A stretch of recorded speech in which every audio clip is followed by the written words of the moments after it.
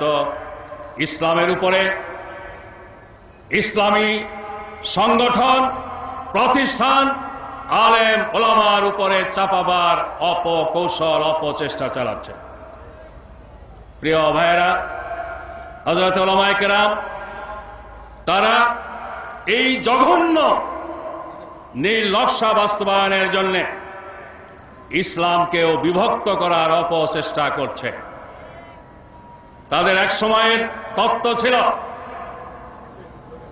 ইসলাম রাষ্ট্রীয়ভাবে যারা কায়েম করতে চায় তাদেরকে রাজনৈতিক ইসলামের ধারক বাহক মনে করে প্রকৃত ইসলাম, আধ্যাত্মিক ইসলাম যেগুলো রাজনীতি, অর্থনীতি, শিক্ষা, সংস্কৃতিকে দূরে থাকে, সেভাবে গোটা বিশ্বে ইসলামকে বিভক্তি করার অপপ্রয়াস চালিয়েছে।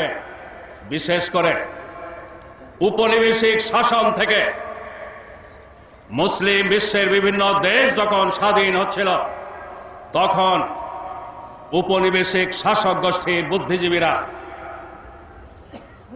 সিদ্ধান্ত দিয়েছিল কোরআনী শিক্ষা, ইসলামের পূর্ণাঙ্গ আদর্শের শিক্ষা, পূর্ণাঙ্গ ইসলাম বাস্তবায়নের শিক্ষাই মুসলমানদেরকে স্বাধীনতা আন্দোলনে উজ্জীবিত করেছে।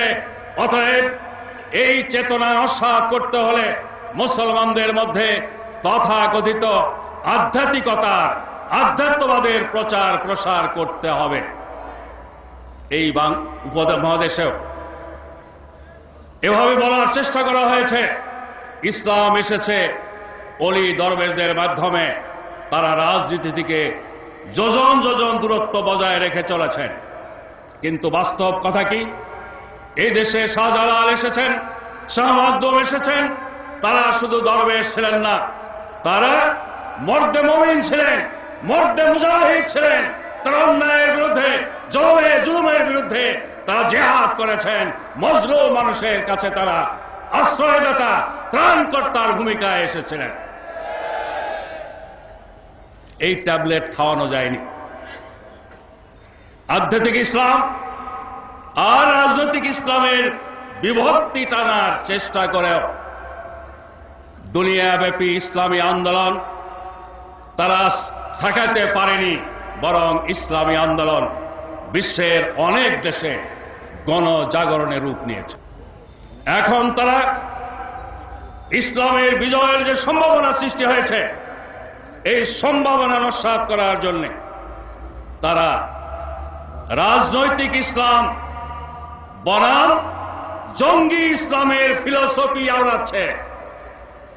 তারা বলতে চাচ্ছে রাজনৈতিক ইসলামের স্লোগানে মানুষ হতাশ হয়ে এখন নাকি জঙ্গিবাদের দিকে ঝুঁকে পড়ছে। এটা তাদের আবিষ্কার, তাদের আবিষ্কৃত তত্ত্ব। সত্য প্রমাণ করার জন্য মুসলমানদের মধ্য থেকে ইসলামের লেবাসধারী বিভ্রান্ত পথভ্রষ্ট কিছু লোকদেরকে তারা তাদের পরিকল্পনার আওতায় জঙ্গিবাদী কর্মকাণ্ডে নিয়োগ করেছিল। বাংলাদেশে জোট সরকারের যাত্রা লগ্নে পশ্চিমা মিডিয়া বাংলাদেশে জঙ্গিবাদের আখড়া হয়ে গেছে প্রমাণ করার চেষ্টা করেছে।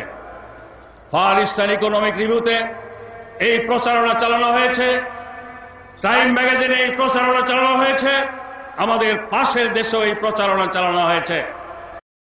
সাংঘাতিক শক্তির কথা বলা হয়েছিল, কিন্তু 17 আগস্টে তাদের 2005 সালের 17 আগস্টে তাদের 63 জেলায় এই অপকর্ম প্রকাশ পাওয়ার পর উলামায়ে কেরাম তাদের বিরুদ্ধে বক্তব্য রাখছেন, প্রশাসন তাদের বিরুদ্ধে ব্যবস্থা নিয়েছে, সরকার ব্যবস্থা নিয়েছে, সাথে সাথে তাদের নেটওয়ার্ক ছিন্ন বিচ্ছিন্ন হয়ে গেছে, তারা আর এগোতে পারে।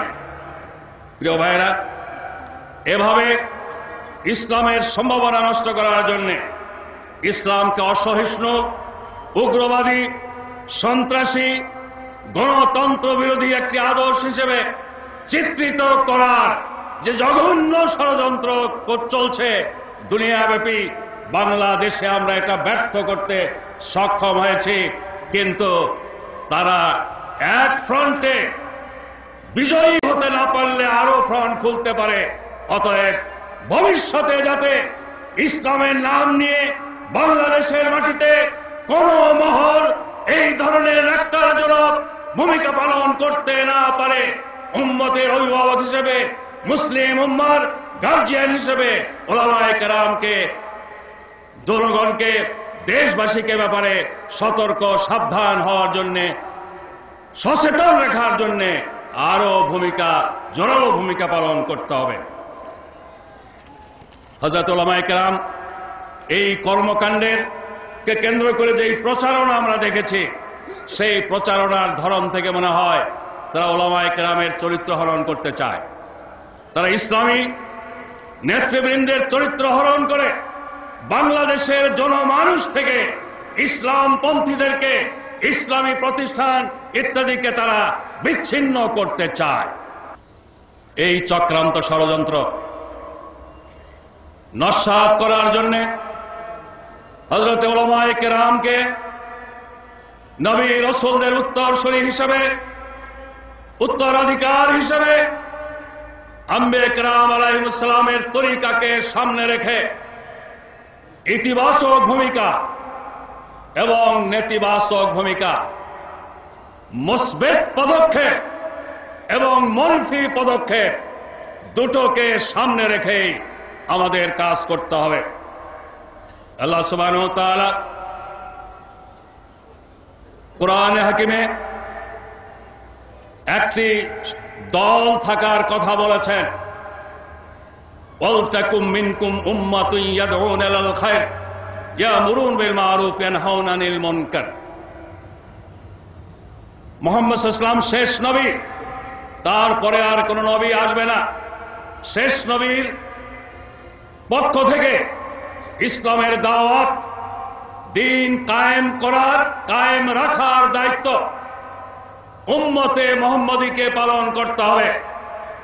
আর উম্মতে মুহাম্মদীকে এই দায়িত্ব পালনে নেতৃত্ব দিতে হবে হযরতে উলামায়ে কেরামকে।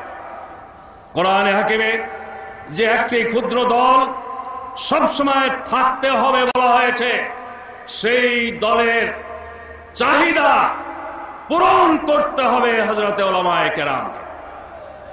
সেখানে দুই দিক আছে, আমর বিল মারুফের কথা আছে, নাহি আনিল মুনকারের কথা আছে। উম্মতে মুহাম্মদীর পরিচয় দিতে গিয়ে বলা হয়েছে কুনতুম খায়রা উম্মাহ উখরিজাত লিন-নাস তা'মুরুনা বিল মারুফ ওয়া তানহাউনা আনিল মুনকার। এখানেও একদিকে ইতিবাচক কর্মকাণ্ড পরিচালনার কথা বলা হয়েছে, আবার নেতিবাচক কর্মকাণ্ডের কথাও বলা হয়েছে। হযরত উলামায়ে কেরাম এই দায়িত্ব পালন করতে হলে